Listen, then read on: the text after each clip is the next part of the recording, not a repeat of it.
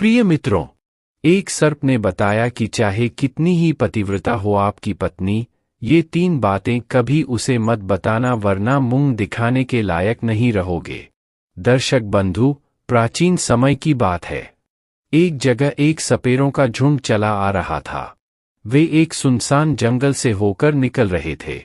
एक जगह उन्हें एक घनी छायादार वृक्ष नजर आया तो वे सब उस वृक्ष की छाया में बैठकर आराम करने लगे। उसी वृक्ष के पास में एक विशाल सर्पों की बाम्बी थी। एक सपेरे ने जान लिया कि इस बाम्बी में हमें कोई सर्प मिल सकता है। सपेरों का तो काम ही होता है सर्पों को पकड़ना। उस सपेरे ने अपने साथियों से कहा कि हमें ये विल खोदकर देखना चाहिए। दोस्तों, उसी समय सपेरे ने आपस में विचार किया और उस सांप के बिल को खोदने लगे। दर्शक बंधु, जब उस बिल को 3 फुट की गहराई तक खोद लिया तो उस बिल से एक बहुत ही भयंकर काला नाग निकला। सपेरों ने उस नाग को पकड़ लिया और पकड़कर अपने पिटारे में बंद कर लिया। सभी सपेरे उस सर्प को पिटारे में रखकर वहां से चलने लगी। विचार किया कि हम इस सर्प का जहर निकालेंगे। कुछ दूर आगे चलने पर उन्होंने सोचा कि यह सर्प बड़ा ही जहरीला है, क्यों न इसके विषैले दांतों को निकाल देते हैं। यही सोच करके उन्होंने उस पिटारे को खोल लिया जिसमें वह सर्प बंद था। पिटारे को खोलकर जब देखा तो वे उसे देखकर हैरान रह गए, क्योंकि मित्रों पिटारे के अंदर से सर्प गायब हो चुका था और उस सर्प की जगह उस पिटारे में एक बहुत कीमती सुंदर नौलखा हार रखा हुआ था। उस नौलखा हार को देखकर सपेरे बड़े प्रसन्न हुए। वे सब इस बात को सोचकर हैरान थे कि हमने तो सर्प पकड़कर रखा था, यह हार कहाँ से आ गया। तो एक सपेरा बोला, अरे चलो अच्छा ही है, यह हार तो और भी ज्यादा कीमती है। चलो हम इसे लेकर राजा के पास चलते हैं। राजा इस हार के बदले में हमें मुंह मांगा धन दे देगा। यही विचार करके वे सभी सफेद राजा चंद्रसेन के सहित भाग्यनगर को चल देते हैं। राजा चंद्रसेन का दरबार लगा हुआ था। दरबार में राजा के सभी मंत्री, सामंत, विशिष्ट अधिकारी गण बैठे हुए थे। अचानक से दरबार में सपेरों का एक झुंड प्रवेश करता है। राजा ने जब सपेरों को दरबार में देखा तो उन्हें बैठने के लिए कहा और उनसे उनके आने का कारण पूछा तो सपेरे कहने लगे, हे महाराज, हम तो ठहरे सपेरे, भला हमारा आपके पास आने का क्या प्रयोजन हो सकता है, परंतु आज हमारे पास एक बड़ा ही कीमती हार है जो आपकी महारानी के गले की शोभा बढ़ा सकता है। ऐसा रत्नजड़ित हार आपने पहले कभी नहीं देखा होगा। राजा कहने लगी, दिखाओ दिखाओ कैसा हार है। तो सपेरे ने उस पिटारे को खोलकर दिखाया जिसमें वह हार रखा हुआ था। मित्रों, विचित्र हार को देखकर राजा सहित राजा का पूरा दरबार अचंभित रह गया। वास्तव में उन्होंने वैसा हार पहले कभी नहीं देखा था। हार को देखकर राजा चंद्रसेन सपेरे से कहने लगे कि तुम यह विचित्र हार कहाँ से लाए हो। सपेरे कहने लगे, महाराज, हमें यह हार मार्ग में मिला था। हमने सोचा कि क्यों ना इस हार को राजा साहब को भेंट कर दिया जाए। राजा ने कहा, ठीक है, हम तुम्हारी यह भेंट स्वीकार करते हैं। वास्तव में यह हार पाकर हमारी रानी बहुत खुश हो जाएगी। मित्रों, उसी समय राजा ने अपने मंत्री को आदेश दिया कि इन सपेरों को 1 सहस्त्र सोने की मुद्राएं दे दूं और सम्मानपूर्वक इन्हें दरबार से विदा कर दूं। इस प्रकार मित्रों, राजा ने वह हार टोकरी सहित अपने पास रख लिया और सपेरों को खूब सारा इनाम देकर वहां से विदा कर दिया। सपेरे तो राजा को हार देकर वहां से चले जाते हैं। इधर राजा चंद्रसेन सोचने लगी कि आज यह हार मैं अपनी महारानी को उपहार स्वरूप भेंट करूंगा। हार को पाकर मेरी रानी बड़ी खुश होगी। मित्रों, पूरे दिन राजदरबार में राजा बैठा रहा, अपना राज कार्य करता रहा और मन में वही विचार उठते रहे कि कितना सुंदर हार है। धीरे धीरे जब शाम होती है तो दरबार को समाप्त करके राजा अपने महलों को जाता है। वह हार वाली टोकरी राजा ने अपने बगल में दबा ली थी। मित्रों, उधर जब महारानी चंद्रराज ने देखा कि महाराज आ रहे हैं और उनके हाथ में कुछ लगा हुआ है तो महारानी ने उन्हें बैठने के लिए पलंग बिछा दिया। राजा चंद्रसेन पलंग पर बैठ जाते हैं और महारानी से कहने लगे कि महारानी, आज तुम्हें तुम्हारे लिए बहुत ही सुंदर वस्तु लेकर आया हूं, जिसे तुम देखोगी तो बहुत खुश हो जाओगी। रानी कहने लगी, महाराज ऐसा क्या लाए हो तुम मेरे लिए? इतना कहकर राजा ने वह टोकरी रानी के आगे बढ़ा दी और कहा कि नहीं मानती हो तो स्वयं देख लो मित्रों। रानी ने जैसे ही उस पिटारी को खोलकर देखा तो उसमें देखती क्या है, एक बहुत सुंदर तेजस्वी 5 दिन का बालक लेटा हुआ है, अंगूठा पीला है।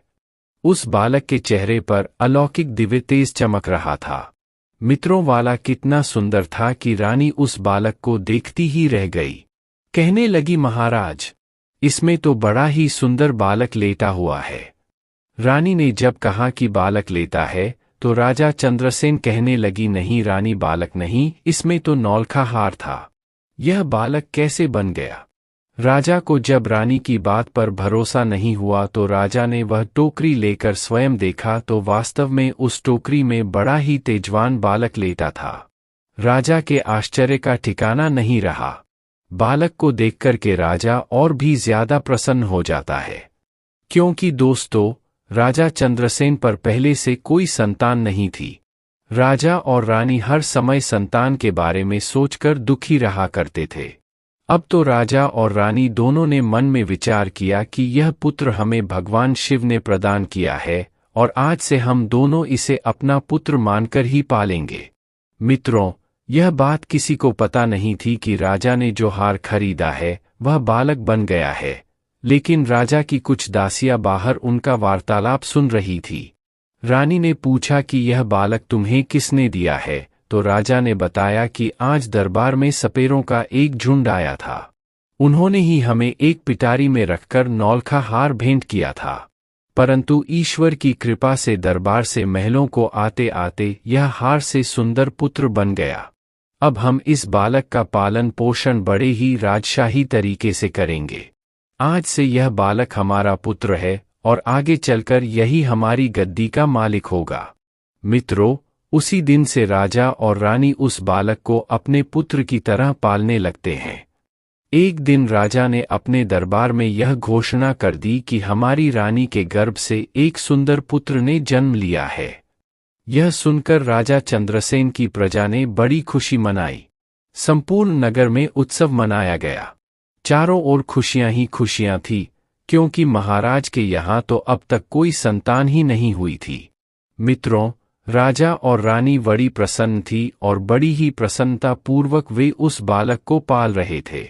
धीरे धीरे वह लड़का बड़ा हो रहा था और जैसे जैसे समय गुजरता गया तो वह लड़का जवान होता चला गया। जब उस लड़के की आयु 18 साल की हो गई तो महाराज चंद्रसेन के मन में विचार आया कि अब मेरे पुत्र का विवाह कर दिया जाए। मित्रों, राजा साहब उस घटना को भूल चुके थे कि लड़का उन्हें किस तरह से प्राप्त हुआ है। एक दिन राजा ने अपनी महारानी से कहा कि अब हमारा पुत्र विवाह के योग्य हो गया है और अब इसका किसी सुंदर कन्या से विवाह करना चाहिए। राजा का यह प्रस्ताव रानी को भी बहुत पसंद आया।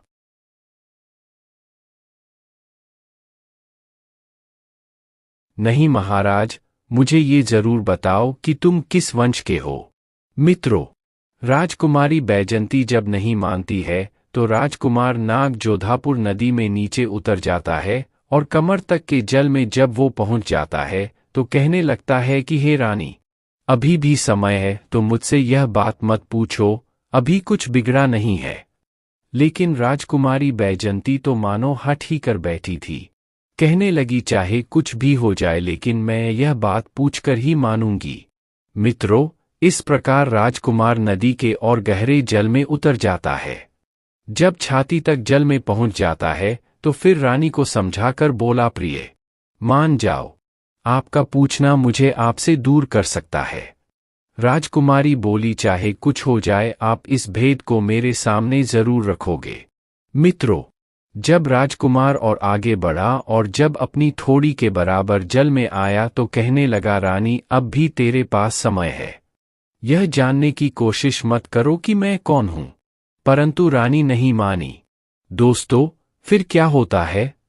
राजकुमार ने अपना असली नाग का रूप धारण कर लिया और नदी के जल के ऊपर अपना फन दिखाने लगा। अपना फन दिखाने के बाद वह उस नदी के अंदर समा गया और फिर निकलकर बाहर नहीं आया। जब काफी देर हो गई और राजकुमार नहीं लौटा तो राजकुमारी वैजंती घबरा गई, क्योंकि उसका पति नाग बनकर कहीं चला गया था। वैजंती ने वहां उसे खोजने की बहुत कोशिश की, बहुत प्रतीक्षा की, लेकिन वह नहीं मिला। अब तो वैजंती अपने रथ को लेकर के अपने सारथी से कहती है कि चलो महलों को चलो और महाराज को सूचित करो कि उनके पुत्र नदी में डूब गए हैं। मित्र सारथी ने जाकर के राजा को यह खबर दी कि महाराज आपके पुत्र नागराज नदी में विलुप्त हो गए हैं। राजा को बड़ा दुख होता है। राजा कहने लगा कि मेरा पुत्र और उस नदी में डूब गया। वह अपनी सेना को आदेश देते हैं कि जाओ नदी के जल को खंगालें और कम से कम उसकी लाश को तलाश करो। राजा के 10-20 हजार सैनिक रानी वैजंती के साथ उस नदी पर आए। नदी में जगह जगह जाल डलवाई गई, लेकिन कोई सफलता नहीं मिली, क्योंकि वह तो एक नाग था और अपने असली नाग रूप को प्राप्त करके वापस लौट गया था। कई गोताखोरों ने नदी में राजकुमार की तलाश की, मगर कुछ हाथ नहीं लगा। अब तो उदास होकर के राजा और रानी और राजकुमारी बैजंती वापस अपने महलों को लौट आते हैं। राजा चंद्रसेन तो वृद्ध हो चुके थे और पुत्र का दुख उनके ऊपर और आ गया था। राजा के मन में तो यही था कि नदी में डूब करके उनका पुत्र मर गया है। अब तो राजा बड़ा दुखी रहने लगा। श्रोताओं, महारानी वैजंती जो नागराज की पत्नी थी, वह भी बड़ी दुखी रहने लगी और मन में अपने आप को कोसने लगी कि मैंने बहुत बुरा किया। मेरे ही कर्मों के कारण आज मेरा पति मुझसे दूर चला गया। यदि मैं उनसे उनके वंश के बारे में पूछने की जिद न करती तो शायद मेरा पति मुझसे दूर नहीं होता। परंतु मित्रों, वह बड़ी विद्वान थी, 14 विद्याओं में निपुण थी। काफी सोच विचार के बाद उसे एक तरकीब सूझती है। उसने अपने संपूर्ण नगर में यह घोषणा करवाई कि कोई भी व्यक्ति उसे कोई नई बात सुनाएगा तो उसके एवज में उसे 100 स्वर्ण मुद्राएं दी जाएंगी, चाहे वह आप बीती हो या किसी प्राचीन घटना से संबंधित हो, कोई भी कहानी हो या कथा हो, जो कुछ भी जो कोई सुनाएगा उसको स्वर्ण मुद्राएं मिलेंगी। मित्रों, अब तो रानी बैजंती के पास कथा सुनाने वालों की भीड़ लगी रहती थी। कोई भी कोई आप बीती कहानी सुना रहा था, कोई रामायण की कथा सुना रहा था, कोई किसी राजा का इतिहास सुनाने लगा। अब तो राजकुमारी बैजंती का यही काम था। वह सुबह से लेकर शाम तक नई नई कहानियों को, किस्सों को सुनती रहती थी। एक दिन की बात, राजा साहब का राज्य का एक बूढ़ा आदमी अचानक से उसी जंगल में गुजर रहा था। वह बूढ़ा आदमी जंगल को पार करते करते उसे जंगल में ही रात्रि हो गई।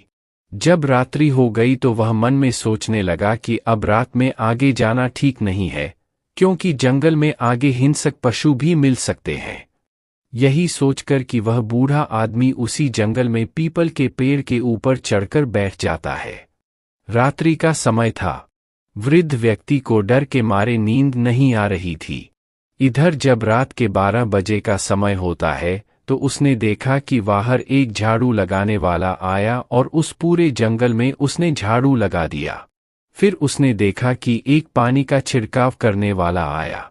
उसने भी हर जगह पानी का छिड़काव कर दिया। उसके बाद वहां कुर्सियां आनी शुरू हो गई। फिर एक सिंहासन आता है। अचानक ही वहां पर तंबू की व्यवस्था भी हो जाती है। उस जगह को सजाकर बड़ा रमणीय बना दिया था। वह बूढ़ा आदमी पीपल पर बैठा बैठा यह सब देख रहा था। उसने देखा कि वहां पर सभा होने लगी। वह वृद्ध बहुत घबरा रहा था। मन में सोच रहा था कि यह सब क्या हो रहा है, ये लोग कौन हैं और आज क्या ये मुझे जिंदा छोड़ेंगे या नहीं। वहां एक से एक सुंदर अतिथि आने शुरू हो गए। अतिथि बड़े ही विचित्र थे। दर्शक बंधु, जो अतिथि वहां आए थे वो विचित्र इसलिए थे क्योंकि उनका आधा शरीर नाग का था और आधा शरीर मनुष्य का था। दिव्य शरीर वाले नाग देखने में बड़ी भयंकर लग रही थी। उनका दरबार वहां सज रहा था और जब सभी लोग बाहर आ गए तो बाहर 2 सिंहासन थे और उन दोनों सिंहासन पर कुछ देर बाद नागों के राजा और उनका पुत्र युवराज दोनों वहां आकर बैठ जाते हैं। संपूर्ण दरबार में उनका बड़ा स्वागत किया। उनके बीच कुछ मंत्राणी होने लगी। चर्चा होनी थी। वो चर्चाएं हो रही थी और जो राजकुमार था उस नागराज का पुत्र था। चुपचाप नीचे गर्दन किए हुए बैठा था और वहां इस बात की चर्चा हो रही थी कि राजकुमार का विवाह किया जाए। विभाग के संबंध में चर्चाएं चल रही थी। अब राजकुमार की जब विभाग का नाम आया तो उसने नीचे गर्दन कर ली और वह बड़ा उदास हो जाता है।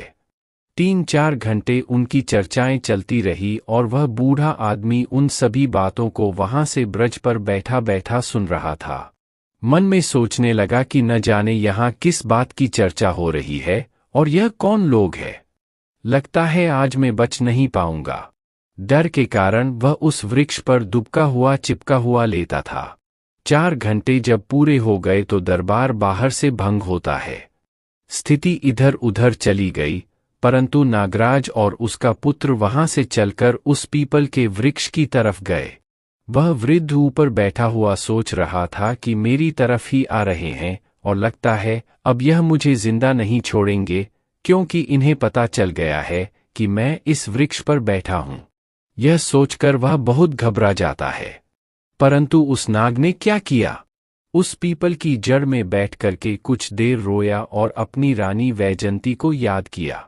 यह बात वह बूढ़ा आदमी सोच रहा था कि यह तो बड़ा ही चमत्कार है। यह मैं क्या देख रहा हूं? और कुछ देर रोने के बाद, हाय बैजंती, हाय बैजंती, ऐसा कहने के बाद वह नागराज भी वहां से चला जाता है। धीरे धीरे इधर सवेरा हो जाता है। प्रातःकाल जब हुआ तो वह बूढ़ा आदमी उस वृक्ष से नीचे उतरा और नीचे उतरने के बाद वापस अपने नगर को लौट आता है और मन में सोचने लगा कि वैसे भी मैं बहुत गरीब आदमी हूं और रानी बैजंती भी नई नई कहानी सुनती रहती है, तो क्यों न चल करके इस बात को महारानी बैजंती को सुनाया जाए। इसके बदले में महारानी मुझे बहुत सारा धन देंगी और मैं पैसे वाला हो जाऊंगा। ऐसा विचार करके वह बूढ़ा आदमी उसी जगह आ जा जहां रानी वैजयंती का मंडप लगा हुआ था, जहां वह कथाएं सुना करती थी। वहां एक से एक बड़े विद्वान रानी को कहानी सुनाती थी। कुछ घंटे इंतजार करने के बाद उस बूढ़े आदमी का भी कहानी सुनाने का नंबर आता है। वह महारानी बैजंती से कहने लगा कि महारानी, आज मैंने बड़ा विचित्र दृश्य देखा है। आज मैं तुमको एक आंखों देखी घटना सुना रहा हूं। आज रात में जब जंगल से गुजर रहा था तो रात होने की वजह से मैं उसी जंगल में फंस गया। उस वन में मैं एक पेड़ पर चढ़कर बैठ गया। मैंने वहां देखा कि वहां एक नागराज का दरबार लगा था। उन सबका आधा शरीर मनुष्य का था, आधा शरीर नाग का था। ऐसे विचित्र प्राणी उस दरबार में आए थे कि मैं उन्हें देखता ही रह गया। कुछ देर देखने के बाद मैंने विचार किया कि यह लोग मुझे मारेंगे तो नहीं, परंतु मैं उस पीपल के वृक्ष पर चिपका हुआ उनकी बातें सुनता रहा। जब दरबार फूल हुआ तो वहां से एक राजा का पुत्र था जो नागों का राजा था, उसका युवराज था, और वह अपने एक दिव्य रथ में बैठकर जिस पीपल पर मैं बैठा था उसी वृक्ष की ओर आया। वह उस रथ से उतरा और पीपल के वृक्ष के नीचे बैठकर कुछ देर हाँ बैजंती हाय बैजंती कहकर रोता रहा। उसके बाद वह वहीं से अदृश्य हो गया। अब यह बात जब राजकुमारी बैजंती ने सुनी तो उसे बूढ़े आदमी से कहने लगे, हे बाबा, मैं तुम्हें इतना धन दूंगी कि तुम्हारी पीढ़ियां बैठी खा सकती हैं, परंतु तुम मुझे उस स्थान पर लेकर चलो जहां तुमने उस राजकुमार को रोते हुए देखा था। यह सुनकर बूढ़ा आदमी घबरा जाता है। कहता है, हे राजकुमारी, अब मैं बाहर नहीं जाऊंगा। वहां जाने से मुझे बहुत डर लग रहा है। तब राजकुमारी कहती है, नहीं बाबा, तुम चिंता मत करो, तुम्हें मेरे साथ वहां चलना ही पड़ेगा। इतना कहकर रानी बैजंती ने एक सोने की मोहरों से भरी हुई थैली उस बूढ़े आदमी को दे दी और कहा कि मैं तुम्हें 1000 सोने की मुहरें दूंगी, तुम मुझे उस स्थान पर पहुंचा दो। मित्रों, धन पाकर वह बूढ़ा आदमी भी खुश हो जाता है और वह राजकुमारी बैजंती को लेकर उस जंगल की तरफ चल देता है। उसी स्थान पर जाकर बूढ़े आदमी ने बताया, राजकुमारी जी, मैंने इसी पीपल के वृक्ष के ऊपर बैठकर के सब कुछ देखा है। राजकुमारी बोली, तो बाबा, मैं भी आज उन्हें अपनी आंखों से देखना चाहती हूँ। मित्रों, इस प्रकार वह बूढ़ा आदमी और रानी बैजंती उस वृक्ष की खोह में बैठ जाते हैं। इंतजार देखते हैं और इंतजार देखते देखते पूरी रात निकल जाती है, लेकिन वहां पर कोई नहीं आता है। उस दिन न तो कोई दरबार सजता है, न कोई नाग आता है। अब तो बैजंती उस वृद्ध पर क्रोधित होती है और कहती है, बाबा, तुमने झूठ बोला है और इसके लिए मैं तुम्हें कड़ी से कड़ी सजा दे सकती हूँ। वह वृद्ध कहने लगा, नहीं महारानी, मैंने कोई झूठ नहीं बोला है। मैंने जो अपनी आंखों से देखा था वही आपको बताया था। रानी बोली, तो फिर आज क्या हुआ? बूढ़े बाबा ने कहा, हे रानी, यह मैं भी नहीं जानता कि वे लोग आज क्यों नहीं आए। मित्रों, उस दिन रानी बैजंती निराश होकर अपने घर लौट जाती है। इधर वह बूढ़ा आदमी मन में विचार करने लगता है कि उस दिन कौन सी तिथि थी जिस दिन दरबार लगा था। उसने यह बात ज्योतिषियों से पूछी तो ज्योतिषियों ने बताया कि उस दिन पूर्णिमा की तिथि थी। चंद्रमा पूर्ण तरह से उदय हुआ था और ऐसे अवसर पर देवी देवताओं की सभाएं कुछ क्षेत्रों में हुआ करती हैं। हो सकता है तुमने उस सभा को देख लिया हो। अब तो सोचने लगा कि अगली पूर्णिमा आएगी तब मैं रानी को लेकर वहां जाऊंगा। महारानी ने भी उस बूढ़े से कह दिया कि यदि तुम मुझे वह दृश्य दिखा दोगे तो मैं तुम्हें बहुत इनाम दूंगी। दर्शक बंधु, धीरे धीरे समय बीता और जब अगले माह का समय आया तो वृद्ध महारानी से बोला कि महारानी, आज आप मेरे साथ इस जंगल में चलो। आज मैं आपको वह दृश्य दिखाऊंगा। दोस्तों, महारानी बैजंती और वह बूढ़ा आदमी दोनों जंगल की ओर चल देते हैं। वहां पहुंचकर रानी बैजंती और वह बूढ़ा आदमी उस पीपल की जड़ में छुपकर बैठ जाते हैं। जब रात्रि के 12 बजने का समय नजदीक आता है तो वे देखते हैं कि वहां एक झाड़ू लगाने वाला आ चुका है। उसने झाड़ू लगाया। पानी का छिड़काव करने वाला आया। उसने पानी छिड़का। फिर थोड़ी देर में वहां कुर्सियां आ जाती हैं। चारों तरफ मंडप सज जाता है। धीरे धीरे वहां नाग लोग आने लगते हैं। उन नागों का आधा शरीर मनुष्य का था, आधा शरीर नाग का था। बूढ़े आदमी ने इशारे से कहा, महारानी, अब आप ध्यान से देख लो। यही सब मैंने उस दिन देखा था। मित्रों, रानी बैजंती उस दृश्य को बड़े गौर से देख रही थी और कुछ समय बाद रानी का पति भी आ जाता है, जो नागराज का पुत्र था। वह भी आ गया पर उसका चेहरा आज भी उदास था। उसका आधा शरीर नाग का था और आधा शरीर मनुष्य का था। महारानी ने उसे देखा तो पहचान गई। कहने लगी कि यही मेरा पति है, परंतु अब इसको मैं कैसे ले सकती हूँ? यह विचार करने लगी, यह मुझे कैसे प्राप्त हो सकता है?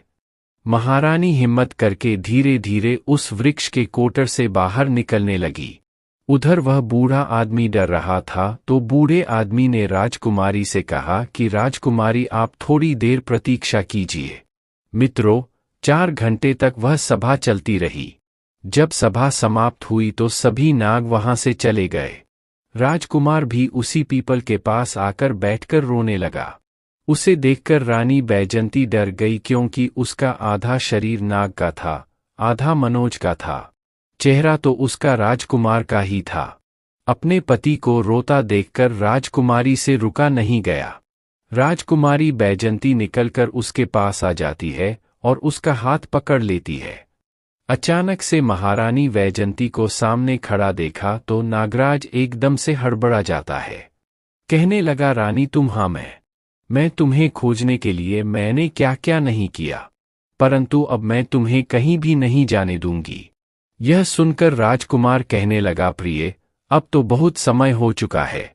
अब तुम मुझे प्राप्त नहीं कर सकती। यहाँ जो सजा होती है वह मेरे विवाह को लेकर ही होती है। मेरे पिता इन सभाओं में मेरे विवाह का प्रस्ताव रख चुके हैं और जब तीसरी सभा होगी तो सभा में मेरा विवाह तय हो जाएगा और जब मेरा विवाह तय हो जाएगा तो बताओ मैं तुम्हारे साथ कैसे रह पाऊंगा? मुझे तो अपनी उसी पत्नी के साथ रहना पड़ेगा। तुमने तो मुझे त्याग दिया है। मैंने उस दिन तुमसे बार बार समझाया था कि मुझसे मत पूछो। राजकुमार की बात सुनकर रानी बैजंती रोने लगती है और बार बार अपने किए की क्षमा राजकुमार से मांगती है। नागराज कहने लगा कि देखिए राजकुमारी, रोने का समय नहीं है। मैं तुम्हें एक उपाय बताता हूँ। यदि तुमने वह उपाय कर लिया तो शायद मैं तुम्हें प्राप्त हो जाऊं। रानी बैजंती बोली कि तुम मुझे जो उपाय बताओगे मैं वही उपाय करूंगी, लेकिन तुम्हें मेरे साथ रहना होगा। राजकुमार बोला, प्रिय, अब मेरे जाने का समय हो गया है। मुझे मेरे पिता के दरबार में पहुंचना है, परंतु अगली पूर्णिमा के दिन तुम इसी प्रकार यहाँ आ करके बैठना होगा। और जब यहाँ सवाल लगने लगे तो ध्यान रखना, तुम चुपचाप महाराज का जो सिंहासन है उसके नीचे जाकर छुप जाना। और जब मेरे विवाह की बात चले तो तुम सिंहासन से नीचे से निकलकर महाराज के सामने जाकर खड़ी हो जाना और फिर मुझे महाराज से मांग लेना, मैं तुम्हें प्राप्त हो जाऊंगा। देखिए बंधु, इतना कहकर के नागपुत्र वहां से अदृश्य हो जाता है और महारानी वैजंती और बूढ़ा आदमी अपने नगर को लौट आते हैं। रानी बैजंती बड़ी सोचमग्न थी। राजा भी अपने पुत्र शोक में देर रात दुखी रहते थे। धीरे धीरे समय निकला और महारानी सोच रही थी कि अब चाहे कुछ भी हो जाए, अब की पूर्णिमा के दिन मैं अपने पति को पाकर ही रहूंगी। यह सोच मग्न मुद्रा में रानी ने अब कथाओं को सुनना भी बंद कर दिया। अब तो वह न किसी की सुनती थी, न कभी बोलती थी, क्योंकि वह अपने पति से एक बार मिल चुकी थी। धीरे धीरे समय बीता। तीसरी पूर्णिमा का समय आया। जब तीसरी पूर्णिमा नजदीक आई तो रानी मन में विचार कर रही थी कि आज चाहे कुछ भी हो जाए, मैं अपने पति को लेकर के ही लौटूंगी। रानी ने अपना श्रृंगार किया। अपनी दासियों से कहा कि आज मेरा श्रृंगार इस तरह से करना जैसे मेरा विवाह में हुआ था। उसकी दासियों ने महारानी का श्रृंगार किया और पूर्णिमा वाले दिन वह उस बूढ़े आदमी को लेकर उस पीपल के पेड़ के पास पहुंच जाती है। अब तो दोनों लोग वहां उस पीपल की जड़ में छुपकर बैठ जाते हैं और सभा लगने का इंतजार करने लगते हैं। इधर रात्रि के 12 बजते हैं तो फिर से वही प्रक्रिया दोहराई जाती है। झाड़ू वाले ने झाड़ू लगाया, पानी छिड़कने वाले ने पानी छिड़का और बाहर धीरे धीरे कनात, कुर्सियां और सिंहासन आ जाता है। रानी बैजंती उस पीपल की कोटर से निकलकर उस सिंहासन के पीछे छुप जाती है। धीरे धीरे अतिथियों का आना होता है। बड़े ही विशाल शरीर वाले नाग वहां आकर के बैठने लगते हैं। कोई नाम सुंदर है तो कोई कुरूप है, कोई नीला है तो कोई पीला है। तरह तरह के नागों का आना वहां आरंभ होता है। कुछ देर के बाद राजकुमार का पिता जो नागों का राजा था वह भी आ जाता है। अब तो वहां बैठकर उनमें आपस में चर्चा होने लगती है। वह राजकुमार भी वहीं आकर बैठ गया। दर्शक बंधु, सभा चल रही थी। सभा में राजाओं के अनेक कार्य होते हैं। उनके बारे में सलाह की गई, उनके बारे में पूछा गया। जब सभी कार्य सही तरीके से सुन लिए गई तो उसके बाद राजकुमार के विवाह की चर्चा आरंभ हुई। अब राजकुमार के विभाग की जब बात चली तो राजकुमारी बैजंती को मौका मिल गया। वह सिंहासन के नीचे से निकलकर राजा के सामने हाथ जोड़कर खड़ी हो गई। दर्शक बंधु, अचानक से एक स्त्री को वहां पर आया देख सभी सभा हड़बड़ा जाती है। उसे देखकर के नागराज कहने लगा कि हे पुत्री, तुम कौन हो और यहाँ इस सुनसान जंगल में मध्यरात्रि के समय तुम यहाँ क्यों आई हो? क्या तुम्हें मृत्यु का जरा भी भय नहीं है? तुम नहीं जानती हो कि हम सब नाग लोग हैं और नाग लोग कितने जहरीले होते हैं। यह तुम्हें नहीं छोड़ेंगे। यह बात सुनकर के वैजंती कहने लगी, महाराज, मुझे डर किस बात का? मैं तो तुम्हारी पुत्रवधू हूँ। तुम्हारे राजकुमार मेरे पति हैं। न मानो तो उनसे ही पूछ लो। इनके साथ मेरा विवाह हुआ है। जब महाराज ने अपने राजकुमार से पूछा कि राजकुमार ये कौन है, तो राजकुमार ने पूरी कहानी सुनाई और कहा, पिताजी, एक दिन मुझे कुछ सपेरों ने पकड़ लिया और पकड़कर एक पिटारे में रखकर मुझे ले जाने लगे तो मैंने अपने बचने के लिए उस पिटारे के अंदर नौलखा हार का रूप बना लिया। उन सपेरों ने नौलखा हार महाराज चंद्रसेन के यहाँ दे दिया। मैंने सोचा कि राजा की तो कोई पुत्र नहीं है, राजा की कोई संतान नहीं है, तो क्यों न राजा के यहाँ मैं एक पुत्र बन जाता हूँ। तो मैं मेरी माया से पुत्र बन गया और कई साल महाराज के यहाँ रहता रहा, राजमहलों का सुख भोगता रहा। महाराज ने अपने पुत्र की तरह मेरा पालन किया और इसी सुंदरी के साथ मेरा विवाह संपन्न करा दिया। परंतु एक दिन जिद करके इस सुंदरी ने मुझे मेरे वंश के बारे में पूछा कि तुम किस वंश के हो।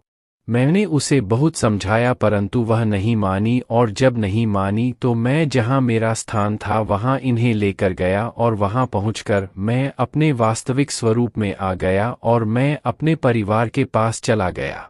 यह बात महाराज ने जब सुनी तो नागराज कहने लगा कि देवी क्या यह सच कह रहा है। तो बैजंती ने कहा, हाँ महाराज, ऐसा ही हुआ था मेरे साथ। मेरा विवाह इन्हीं के साथ हुआ था, परंतु अब इनका आधा शरीर नाग का है, जबकि पहले इनका पूरा शरीर मनुष्य का था। बैजंती की बात सुनकर नागराज ने अपने पुत्र को फटकार लगाई कि पहले तो तुमने हमारी परंपरा के खिलाफ जाकर पृथ्वी लोक पर विवाह किया और फिर उसके बाद तुम इस स्त्री को छोड़कर हमारे पास वापस आ गई। तुमने यह अपराध किया है, तुमने यह घोर निंदनीय कार्य किया है। अब तुम जाओ। मैं तुम्हें श्राप देता हूं कि जब तक कि यह स्त्री जीवित रहेगी तब तक तुम मृत्युलोक पर रहकर इसका साथ दोगे। इसे छोड़ नहीं सकती। इसे अपनी पत्नी के रूप में रखना होगा और जिस राजा के तुम पुत्र बने थी उस राजा का राज्य भी तुम्हें संचालित करना होगा। उस राजा की सेवा करनी होगी। जब तक यहाँ का कार्यकाल समाप्त नहीं हो जाता तब तक तुम हमारे पास नागलोक में नहीं लौट पाओगे। दर्शक बंधु, अब तुम्हारा विवाह नहीं होगा। नागराज ने बैजंती को उसका पति प्रदान कर दिया। वह अपने उसी दिव्य शरीर में आ गया। उसके बाद रानी बैजंती और राजकुमार नाग ने अपने पिता से सर झुकाकर आशीर्वाद लिया और अपनी स्त्री के साथ विदा लेकर वहां से चला आया। जो अपनी नगरी में आए तो वहां पहुंचकर उन्होंने देखा कि पुत्र शोक में व्याकुल होकर महाराज की स्थिति बहुत ही ज्यादा खराब थी। महाराज के पास जब उसका पुत्र पहुंचा तो महाराज ने देखा तो वे बड़े प्रसन्न हुए। उन्हें ऐसा लगा जैसे वे समस्त बीमारियों से अभी अभी छूटे हों। पूरे महल में खुशियां मनाई गई। राजा साहब ने पूरे नगर में यह खबर भिजवा दी कि हमारा राजकुमार वापस लौट आया है। यह सुनकर संपूर्ण नगर में प्रसन्नता से उत्सव मनाया गया और राजा चंद्रशील और उनकी महारानी अपने पुत्र को पाकर धन्य हो गए। दर्शक बंधु, इस प्रकार से रानी बैजंती अपने खोए हुए पति को पा लेती है और बड़े प्रेम के साथ अपने पति के साथ रहने लगती है। मित्रों, इस कहानी में सीखने और समझने वाली बात यह है कि चाहे कितनी ही प्यारी हो पतिव्रता स्त्री हो, मगर उसकी जिस हट से आपके प्राण जाते हो वह उसका कभी पूरा नहीं करना चाहिए। जिस बात को बताने से स्वयं पर या परिवारी जनों पर संकट आता हो वह बात उसे नहीं बतानी चाहिए। जिस बात के कहने से स्त्री का पिता का माता का अपमान होता हो या आपकी मान प्रतिष्ठा धूमिल होती हो उस बात को कभी न कहें। जिन बातों के कहने से घर में कलेश फंसता हो, रिश्तों के टूटने का डर हो, वह बात कभी न कहे। मित्रों, समझदारी इसी में है कि कुछ बातें पिता, पुत्र, पत्नी और माता से छुपाकर रखनी चाहिए जिनकी वजह से परिवार में घोर संकट न आ जाए। तो दर्शक बंधु, कैसी लगी आज की यह कहानी? कमेंट में अपनी राय जरूर देना। मिलते ही आपसे अगली कहानी में एक और चर्चा के साथ। आप सभी का बहुत बहुत धन्यवाद। जय श्री कृष्णा।